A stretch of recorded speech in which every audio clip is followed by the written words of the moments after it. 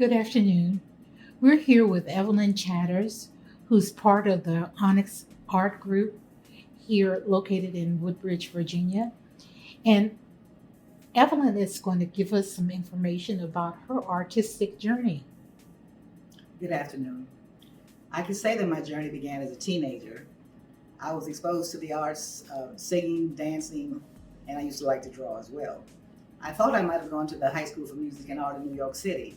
I applied. When I did get accepted, I think that was the end of phase one of the journey because if that wasn't for me, then I would have to pursue other outlets. The next time I started to paint was when I was a young mother and I had time at home. And I remember I did get some acrylic paint out and I painted just silhouettes of people in different earth colors like yellows, orange, brown, whatever. And that picture hung in my house for a while. I don't know where it is now, but I'm talking 50 years ago when I was a 20-year-old mother. And then I got married and became busy with raising children, got a job. Time passed, a lot of years passed. Became an educator, retired. And it was after that, when I moved to Woodbridge, Virginia, that I was invited into an art gallery by a young man who showed me his artwork on the walls hanging, and I was so impressed. That's when the next huge phase of my journey began. It was like, oh, wow, you can do this? Can I do something like this? I want to be around people like you who do these kinds of things. So I spent a couple of years at the local art gallery learning from others, professional artists, those artists, artistic educators who had done all sorts of things. They've done oil and watercolors, pastel, oils, acrylic. I volunteered hours and hours and hours before I ever got to paint myself and put brush on canvas or anything. But once I did, I found I could see some success in what I was doing. Success for me was when at a pop-up, what they call a pop-up show outdoors, when I sold 3 of my works of art. And I was thrilled. I was totally thrilled. It took me a long time to say that I'm an artist. I'm reluctant to use that word for me because I know I'm still emerging. So I keep saying I'm emerging, and I'm the newbie in the group, even though I'm the eldest. I'm the newbie. I've taken a couple of classes in watercolor. That's not for me. I just can't seem to get it. Took an oil class. Did okay under an instructor. But acrylic is going to be probably my main medium. So I've been doing acrylic pour, and I've been influenced in that methodology by 2 of the artists in Onyx Art Group who do acrylic pour. So I'm learning from them. I've learned a lot about different kinds of additives and I could name all the products, but there's so much to know about any art form, and the more I do it, the more I learn. Sometimes I do something intentional because at the gallery I used to show at, they had themes every week, every month or so. So if I had a theme, let's say the theme was about America, then I'd go get red, white, and blue paint and see what I could come up with that. And that particular one is one I'm going to keep, by the way, because it was early on, and I called it America Evolving because it had some red over here, some blue over here, a little white, and I thought things are changing. If the colors of the political parties are, the red and the blue, now there's some purple. And then there's some white over here to show that there's still an opportunity for something new to come out of the American thing. And when we did like Black History Month, I thought about those colors and did the red, black, and green and yellow. And then some of those sold, by the way. Again, thrilled that some of those sold. Well, one that I want to keep on that theme, though, is when I went to Ghana and I did a painting, a pour, and the colors of the Ghanaian flag, yellow, red, green, with a black star. That's one of my favorites that I'm going to keep and never try to sell. I did show it one time at an art show. There was a mishap. It fell to the floor. The canvas tore. I repaired it, and now it's forever in my home. I'm going to keep that one. So I'm emerging, evolving, changing. This particular piece is not even what you would call my style. Exactly. This is part of my evolving, okay? You want me to tell you about it? Yes, tell us about it. Well, this is one of my recent paintings. This has been a very cold winter. We had a lot of snow. We were in the house, dismal, dreary weather. And so when I didn't paint for a few weeks, and then I decided I want to paint something that will make me happy and smile and feel better. So since there was no sunshine outside, I put the sunshine on the canvas. So a yellow base. And then I wanted some colors to contrast and brighten that up. And so I got some teal and some greens, and let's see what else is in there, purples. And I don't always use a hair dryer, but this time I did. Sometimes I just pour and let it go where it goes and see what comes up. This time I did use a hair dryer because I kind of wanted a floral look. I'm not sure if I captured that, but it looks like there are a couple of flowers appearing here and there. And so I think I would call this Tropical Garden. I won't keep it. It's not a keeper. But it's something that somebody else might have joy and have it in their home. They might put it in the sunroom, I don't know, in the kitchen, in the bathroom, to make them smile. So this is like not necessarily my style. You'll maybe hopefully see more of me in the future, and you'll see some other things that I painted, but it made me happy. What message do you want people to look at your work and see? Well, I don't know that I have a message that I want them to have, but when people come into a gallery and I'm showing art and they look at it, I love to stand there and say, "What do you see? What do you see?" I don't tell them what I thought. I don't tell them what I see. I want them to see something that reflects something in their lives, something that might make them happy, or someone else evoke a memory. But basically, just even the combination of colors, they might just love teal. Oh, I sold a painting to one lady who that was what she wanted. She wanted teal, and that's one of my favorite colors in paint too. So I don't want to give them a message. I want them to draw their own message and their own emotions from what they see. Do you create your work with your emotions as part of the flow of the colors? I would say so. Yes, sometimes I might have started out with lighter colors or darker colors and then decide I want brighter colors or different colors. Like, oh, let me add some purple to that one. Let me add another color. And I tend to do a lot with blues and greens. I think I'm in the ocean. I think I'm really into ocean kind of stuff because there's something about peace with the sea and the ocean and lakes. So I like a lot of seafoam greens and yellows, limes, different shades of blue.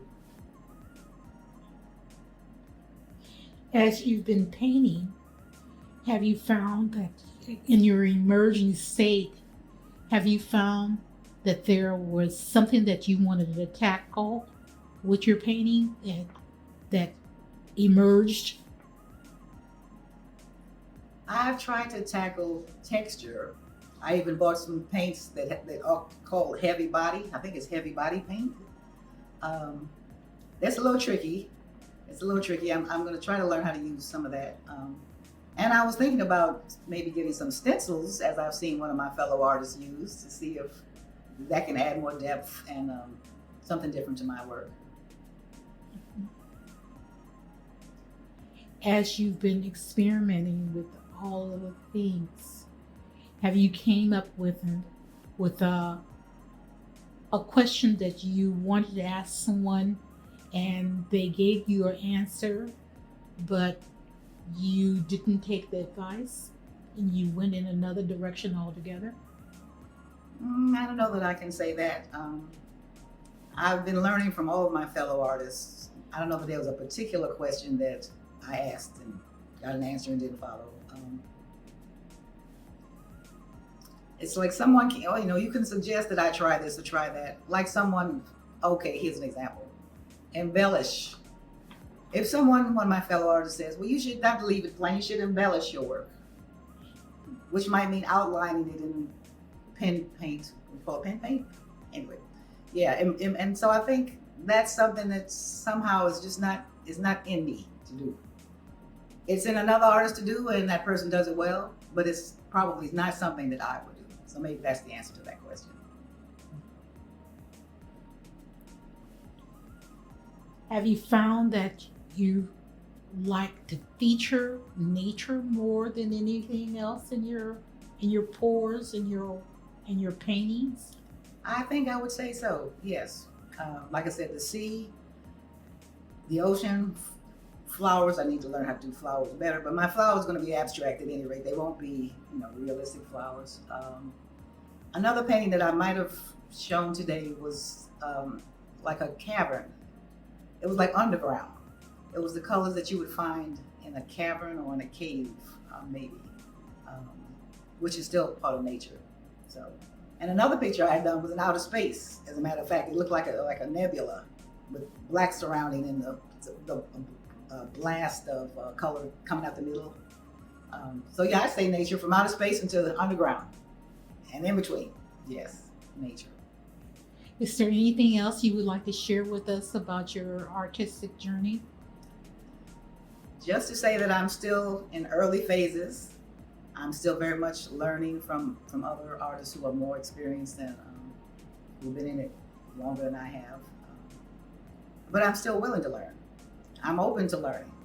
So I consider myself a lifelong learner, and that includes my art journey. Hello, today we're talking with Nicole M. Fisher, who's part of the Onyx Art Group here in Woodbridge, Virginia.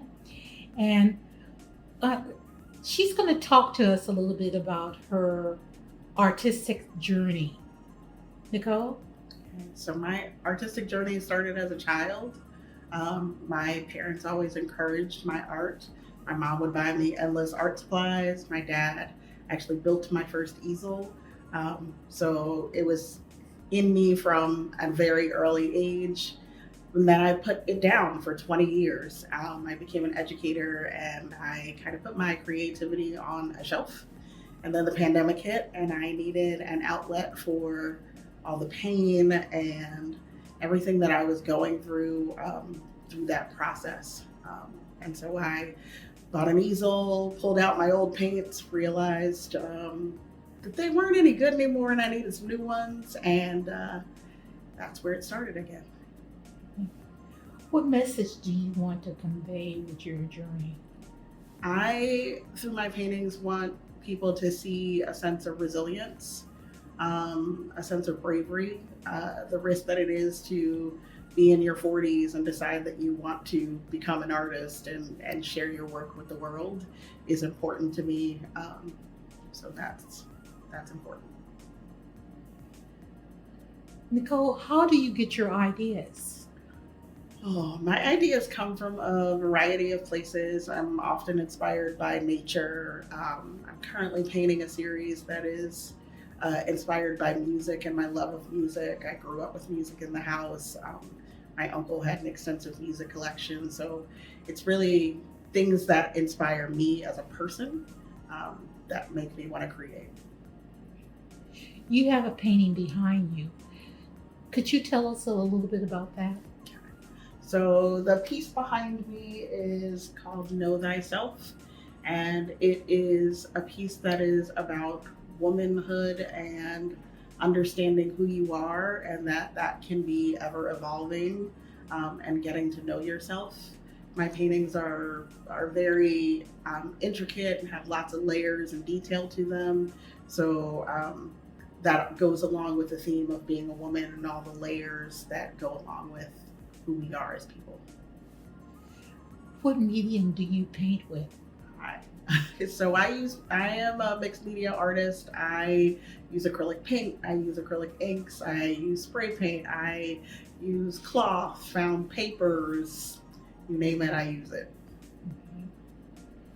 Do you have a favorite painting that you enjoy, that you feel that is personifies who you are? I have several paintings that I love that I've done. I have a couple of paintings that I've saved for myself that are more personal. I have one that I painted in honor of my mother and one that I painted in honor of my sister-in-law. So the ones that are personal are the ones that I tend to keep. Can you describe the subject area of those?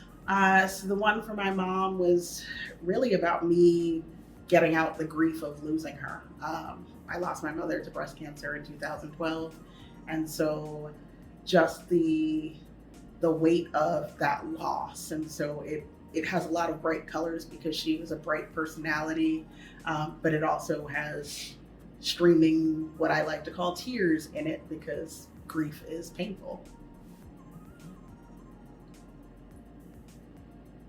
When you're painting, do you feel a cathartic type sense of release? I absolutely feel a release of whatever emotions I'm going through. That abstract expressionism is a huge part of how I paint. Because I'm an abstract artist, it's not figurative. So it's all about how I'm feeling and about the subject matter that I'm painting about. Do you paint more with bright colors or darker colors? It depends on the subject matter, what I choose to paint with. I love all color. I tend to use a lot of color. I'm not very muted. I don't use black and white. There are accents in pieces that I do, but I've only done a couple pieces that are like gray and black and white. So I like color. Do you incorporate other personal things in your paintings? So within my paintings, recently I've incorporated a lot of words. One thing that people might not know about me is that I love to write poetry. And so the written word has always been an important part of me, and I like incorporating that in my art. Are these personal poems that you have written from and developed and created, So or from other sources? So usually when I'm creating, I do what I like to say is like a brainstorming. So whatever the topic is, I do a brainstorming exercise on it, like a word cloud, words that go together, and so I sort of piece together phrases and things from out of that. Anything else you would like to share with us about your work and your journey? That it's ever evolving, that I look for new things to do every single time I pick up a canvas. Today we are interviewing Akon Otoyo, who is going to talk to us a little bit about her journey. She is part of the group of Onyx Art Group here in Woodbridge, Virginia. Akon, would you talk to us a little bit about your artistic journey? Sure. I'd have to say that art has always been a fascination of mine ever since I was a little girl. I would always draw or paint, or, I'm always taking classes even into my adult life, or young adult, I'd say. However, I just seem to have set it aside, but yet I've always had appreciation for art. I collect art. I like to attend or go to museums. It's just something that's within me, and I appreciate artistic expression. And so now I am where I want to produce and do something. I want to become an artist when I grow up. That's what I say. I think it's still the journey. I think it is a work in process, or progress, excuse me. But art has always been a part of me, and I've dabbled here and there, and batik is the newest form, or something that I was introduced to when I was in Japan. And it was a friend of mine, she introduced me to batik, which is a wax resist dyeing process. And it is a process, and it takes time. But I enjoy it because you never really know what you're going to end up with. You have a plan, but sometimes it takes its own course, which is nice. So right now, I am playing around with batik. I don't know what I'm going to end up doing. Perhaps I'll do multiple things, but I'm enjoying this right now. As you start investigating your batik process with the wax, have you found that it conveys a message to you with this remnants of other cultures? I think it does. I am originally from Africa, Nigeria, and batik is what you see in many of the fabrics that you see and that are worn. The colors, they use wax, and so there's that influence there. Perhaps that's why I'm so attracted to it. Another thing that I enjoy or you experience when you're going through the dyeing process, you have to have patience and you have to let go, because you can't look for perfection, and yet it shows you to just enjoy the process and you delight in the end result. So I do enjoy that. When you're doing your color selection, do you use more vivids or subdued colors? I tend to gravitate towards the vivid, bright colors. I like to, hopefully, the pictures exude a sense of warmth and um, just joy and glee. And so I like the bright colors. It just makes you feel happy. And oftentimes, when I start a project, my mood dictates what happens and what is conveyed on that paper. When I'm in a good mood, and that's only when I want to create something. So I think color, just brings that out. Okay. You have a painting behind you or an image behind you.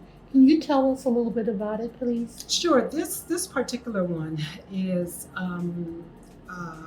it is batik on rice paper or jinwashi paper.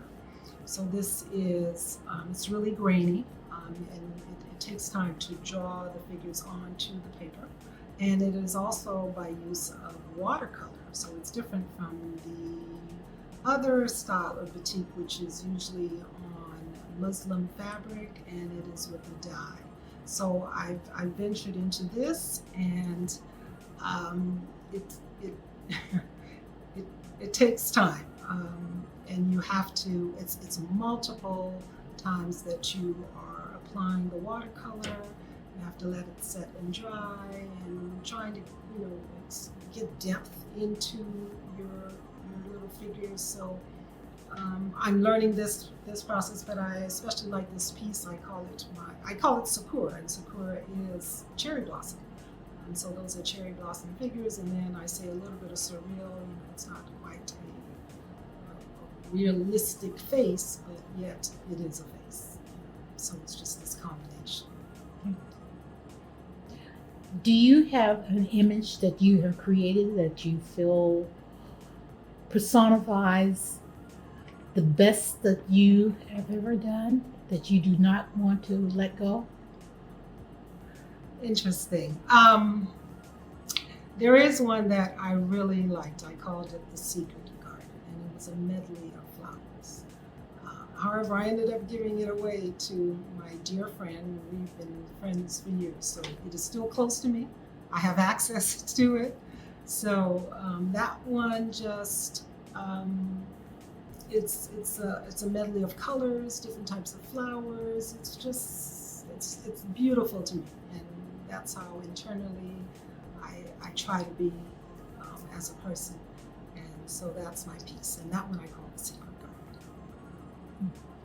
Is there any other thing you would like to share with us about your artistic journey? I hope that if I ever do an interview again later on, I'd like to see where I am, because I think I'm still in a work in progress. So I'm still learning, I'm still taking it in, and just look forward to seeing this evolution. Thank you.